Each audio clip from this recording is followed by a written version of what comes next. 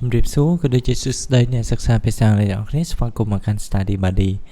ថ្ងៃនេះគឺយើងនឹងបន្តធ្វើដំណើរតាក់ទងជាមួយនឹង Module 1 យើងបន្តហើយនេះគឺជាផ្នែកទី2ដោយដែលអ្នកទាំងអស់គ្នាបានឃើញអញ្ចឹងគឺយើងនឹងផ្ដោតទៅលើ Nationality Vocabulary Booster ដែលយើងមានប្រទេសមានសញ្ជាតិបន្ថែមពីអ្វីដែលយើងបានរៀនកាលពី Part 1 ហើយយើងក៏នឹងទៅរៀនទៅលើ to be ឲ្យលម្អិតជាពិសេស is ហើយនឹង are ថា is ហើយនឹង are គេប្រើម៉េចយើងទៅសេ negative យ៉ាងម៉េចយើងបង្កើតជាសំណួរ short answer យ៉ាងម៉េចអីចឹងគឺថ្ងៃនេះគឺយើងផ្ដោតទៅលើទាំងអស់ហ្នឹងអូខេតោះអញ្ចឹងកុំឲ្យខាតពេលយូរយើងនឹងមកធ្វើនឹងទាំងអស់គ្នាខ្ញុំបញ្ជាក់គ្នាយើងតិចដែរថា Study Buddy យើងមានថ្នាក់រៀនភាសាអង់គ្លេសពេលល្ងាចកម្រិត elementary អីហ្នឹងពីម៉ោង5កន្លះដល់ម៉ោង6កន្លះបើសិនជាអ្នកទាំងអស់គ្នាមានគោលបំណងចង់ពង្រឹងការប្រើប្រាស់ភាសាអង់គ្លេសបានន័យថាយើងចង់ប្រើយើងចង់អនុវត្តភាសាអង់គ្លេសហើយយើងអត់មានគ្នាយើងអត់ដឹងទៅណា Study Buddy មានថ្នាក់ពេលល្ងាចអ្នកទាំងអស់គ្នាអាចឆាតមកសួរព័ត៌មានពី Study Buddy បានអរគុណច្រើនតាឥឡូវកុំឲ្យខាតពេលយូរយើងចូលមកកាន់ exercise របស់យើងតែម្ដង Number 3 គេថាម៉េច Find 12 nationalities in the word square អញ្ចឹងនៅក្នុងនេះវាមាន12ណា12 លេខ12អញ្ចឹងសញ្ជាតិ12ដូចទី1ហ្នឹងអូស្ត្រាលីណាអញ្ចឹងអូស្ត្រាលីគឺជាជនជាតិអូស្ត្រាលីហើយនៅមានអីទៀតដែលអ្នកទាំងអស់គ្នារកឃើញណាអញ្ចឹងខ្ញុំនឹងរកខ្លះហើយសមហើយអ្នកទាំងអស់គ្នាសាកមើលថាតើអ្នកទាំងអស់គ្នារកបានប្រមាណផ្សេងទៀតអញ្ចឹងណាតាអញ្ចឹងដូចកន្លែងនេះឃើញទេគឺ Turkish ណា Turkish មកពីTurkey ប្រទេសទូគីជនជាតិទូគីណាអាហ្នឹងមួយទៀតហើយមានអីទៀត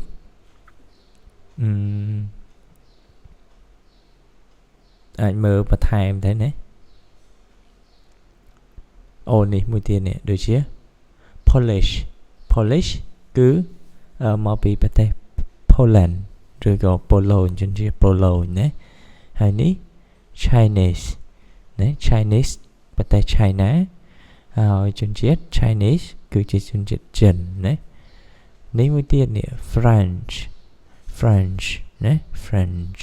មកពី France ណាអញ្ចឹងដូចអ្នកនរគ្នាបានឃើញអញ្ចឹងហើយនេះមួយទៀត Italian មកពី Italy ណាប្រទេស Italy ជនជាតិអ៊ីតាលីដែរអូខេអញ្ចឹងនៅមានអីទៀតដែលខ្ញុំគិតថានៅមានច្រើនទៀតតែឥឡូវយើងធ្វើវានឹងបានហើយសមប៉ុន្មានអ្នកនរគ្នាសាកមើលខ្លួនឯងបន្ថែមណាអូខេតោះអញ្ចឹងយើងចូលមកកាន់ vocabulary booster ដែលយើងនឹងផ្ដោតទៅកាន់ nationality ផ្សេងទៀតដូចអ្នកនរគ្នាបានឃើញអញ្ចឹងមាន Thailand ប្រទេសថៃហើយជនជាតិគឺថៃ Brazil ប្រទេស Brazil ជនជាតិគឺ Brazilian ណា Brazilian អូខេលេខ3គឺតាក់ទងជាមួយនឹង Switzerland បានន័យថាប្រទេស Swiss អញ្ចឹងnationality គឺ Swiss ណា Swiss គេខ្ញុំជឿជាក់ថាអ្នកទាំងអស់គ្នាប្រកាសជាស្គាល់ Swiss បើយើងនិយាយពីនាឡិកាគឺកម្ពុជានាឡិកាឯណាគឺថ្លៃជាងគេគឺ Swiss ហ្នឹងឯងណា and number 4 Hungary ប្រទេស Hungary ទៅជា Hungarian ណា Hungarian and number 5 Mexico ប្រទេស Mexico ទៅជា Mexican ណា Mexican and 6 Canadian ណា Canadian and number 7 Egyptian ណា Egyptian okay and number 8 Indonesian okay and number 9 Ireland Irish ណា and Argentinian okay Argentinian okay this is nationality and country cho Cambodian okay Cambodian ឥឡូវយើងចូលមកកាន់ is ឬក៏ are អញ្ចឹងពេលណាតើយើងប្រើ is ពេលណាយើងប្រើ are ឲ្យខ្លីខ្ញុំបញ្ចូលអ្នកនរគ្នាឲ្យខ្លី ដល់ពេលដែលយើងប្រើជាមួយនឹងhe she it ជាមួយនឹង singular គឺយើងបូកជាមួយនឹង is ដល់ពេល you we they ឬក៏ plural យើងប្រើជាមួយនឹង អូខេអញ្ចឹង is ឬក៏យើងមើលអញ្ចឹងដូច my name មានតែមួយណាឈ្មោះរបស់ខ្ញុំអញ្ចឹងគេប្រើ is Martina ណា and letter B where you from អញ្ចឹង you នេះអញ្ចឹងយើងប្រើជាមួយនឹងwhere are you from I'm from Cambodia I'm from Indonesia I'm from Argentina អញ្ចឹងទៅ okay number 3 letter C Wadler from Germany Wadler ដូចជា he អញ្ចឹងណាគាត់ Wadler គឺជាមនុស្សម្នាក់ណាអញ្ចឹង is water from Germany ណា he អញ្ចឹងគឺ is ហើយណា he is 22 years old okay letter E Ross and Jennifer អញ្ចឹង Ross មួយ Jennifer មួយបូកចូលគ្នា2នាក់អញ្ចឹង plural ណាបើ plural យើងប្រើRoss and Jennifer married you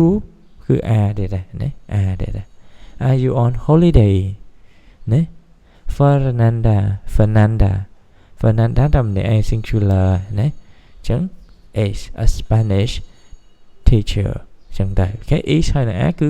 ងាយស្រួលអញ្ចឹងច្បាស់អញ្ចឹងអូខេតោះអញ្ចឹងយើងចូលមកទៀតគឺ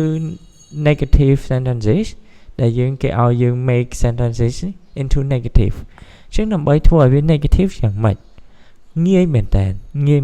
ឡូវខ្ញុំបង្ហាញដល់អ្នកនរគ្នាបន្តិច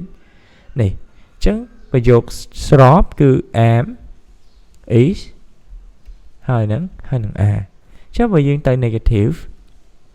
បើទៅ negative យើងដាក់ am not ទៅណាទៅ negative ដាក់ isn't ឬក៏ is not ឬក៏ isn't តម្រងកាត់ណាទៅ negative យើងដាក់ are not ឬក៏ are អញ្ចឹងដែរណានេះគឺ negative បាត់ហើយ អញ្ចឹងដូចជាឧទាហរណ៍នេះ Edinburgh is in England អញ្ចឹងយើងទៅ negative isn't ទៅណា letter B I'm from Ireland ទៅ negative I'm not ទៅយើងដាក់ not នៅ I'm not from Iran ណាយើងដាក់ចឹងមកនេះឃើញទេ letter C my mother and father are English អញ្ចឹងយើងបដូរពី យើងដាក់ are not ទៅថែម not មួយទៀតទៅណា my mother and father are not from are not English ណា D E F រហូតដល់ H អ្នកនរគ្នាប្រកាសជាអាចធ្វើបានណាងាយមែនតើ Brazil is not a small country my name is not Lana ណា Lana is not Lana and letter F my sister is not married ណា is married ដាក់ not ទៅ is not married ដែរណា I'm 15 years old ខ្ញុំ15ឆ្នាំបើយើងដាក់ not I'm not 15 years old ខ្ញុំមិន5 10ឆ្នាំទេខ្ញុំ51ឆ្នាំហើយអញ្ចឹងទៅ okay and letter H Philip and Elizabeth are not on holiday ទៅគាត់អត់នៅវិស្វការផងអត់កំពុងតែដើរលេងផងកំពុងធ្វើការណាអញ្ចឹងគ្រាន់តែថែម not គឺធ្វើឲ្យវាទៅជា negative បាត់ហើយអាហ្នឹង to be គឺងាយអញ្ចឹងអត់ប្រវាយអូខេចុះមក short answer វិញ short answers គេថា 7 write the short answers for the questions អញ្ចឹងគេមានសំណួរគេមានចម្លើយណាអញ្ចឹងគេឲ្យយើងទៅសេចម្លើយអូខេឧទាហរណ៍ដូចជា are you Portuguese ជនជាតិប៉ូទុយហ្គាល់មែនទេអត់ទេ I'm not I'm Brazilian ខ្ញុំគឺជាជនជាតិ Brazil តាណា is James English yes okay អញ្ចឹង short answer ខ្ញុំបញ្យល់អ្នកនរគ្នាបន្តិចទៀតណាបើសិនជា yes យើងមកមើល subject យើងអីគេហើយយើងបូកជាមួយនឹង verb តាមនឹងទៅណា am ឬក៏ yes subject យើងជា is ឬក៏ yes subject យើងគឺជា are ណាអាហ្នឹងគឺករណី yes chứ một cái này no nhưng đã not nè đã not do nắng đã not mà ok time not mà ok nghe mình tàn ót vào bài ok đó chẳng bởi yes James nhưng cái đó James cứ chìm nửa prom nửa sấy nhưng cái tham nửa pro hay nửa với cái đã he này chứng yes he is ok yes he is chứ letter C is your address 16 New Street no it isn't mà đấy bởi vì ở tế cái đã no ấy đấy